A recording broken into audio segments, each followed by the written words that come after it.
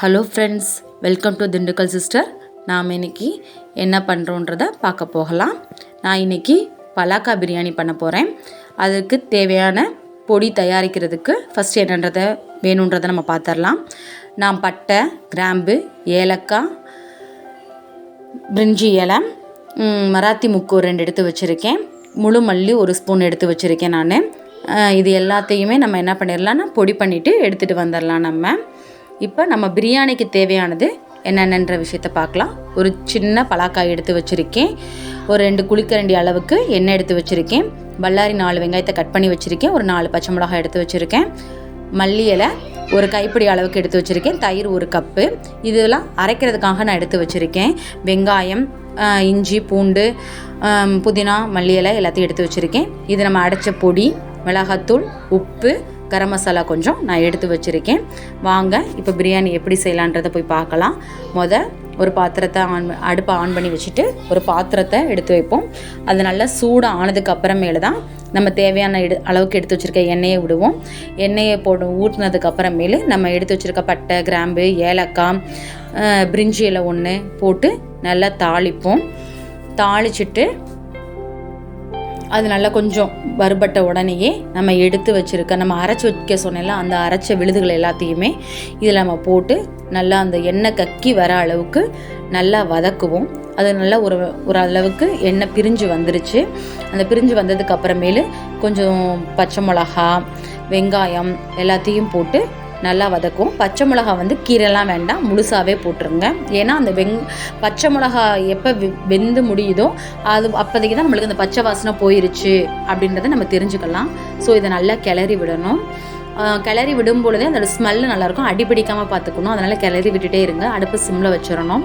சிம்மில் வச்சுட்டு நல்லா இதை நம்ம கிளறி விட்டுட்டே இருக்கலாம். கிளறி நல்லா எண்ணெயெல்லாம் பிரிஞ்சு மேலே வந்துருச்சு.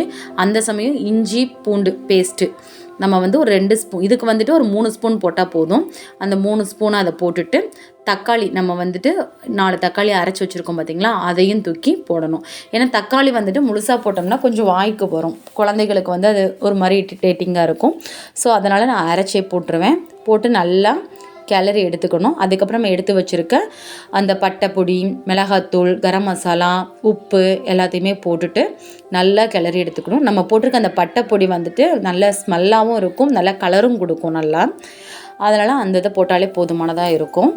ஸோ இதை நல்லா உட்காந்துட்டு நம்ம கிளறி விட்டுறலாம். இப்படி கிளறி வரைச்சியே நல்லா அதோடைய ஃப்ளேவர் ஸ்மெல் நல்லாவே இருக்கும். எண்ணெய் நல்லா பிரிஞ்சிருக்கு பாருங்கள். இந்த சமயம் தான் நம்ம இந்த பொடியெல்லாம் போட்டு நல்லா கிளறணும். நம்ம ஓரளவுக்கு கிளறின பின்னாடி எண்ணெயெல்லாம் விட்டு பிரிஞ்சு அந்த சாந்து தனியாக வந்துருச்சு. அப்போ ஓகே, இப்போ கரெக்டாக இருக்குது, அந்த பச்சை வடையெல்லாம் போயிருச்சு நம்ம தெரிஞ்சுக்கலாம். நம்ம இதில் நம்ம அரிஞ்சு வச்சுருக்க புதினா, மல்லி இலையை போடணும். போட்டுட்டு நல்லா ஒரு கைப்பிடி போட்டால் போதும் நம்மளுக்கு. ஸோ அதை நல்லா உட்காந்துட்டு நம்ம வதக்கிடலாம். இதுக்கு இடையிலேயே நம்ம பலாக்காய் இருக்குது பார்த்திங்களா, அந்த பலாக்காய் தோல்லாம் நீக்கிட்டு லைட்டாக வெந்நில கொஞ்சம் சூடு பண்ணிக்கலாம். ஏன்னா குழந்தைங்க சாப்பிட்றதுனால இடையில போய் சிக்கிக்காமல் இருக்கிறதுக்காண்டி நான் என்ன பண்ணிடுவேன்னா ஒரு சுடு தண்ணியில் அந்த பலாக்காவை நல்லா வேக வச்சிட்ருக்கேன் சைடில். இப்போ 1 கப்பு தயிரை அந்த இதில் ஆட் பண்ணிக்கலாம் நம்ம. ஏன்னா தயிர் விட்டுனா நம்ம தக்காளி கம்மியாக தான் போட்டிருக்கோம். ஸோ தயிர் விட்டோம்னா நல்லா எந்த ஒரு பொருளுக்குமே நல்லா சாஃப்ட்னஸ் கொடுக்கும்.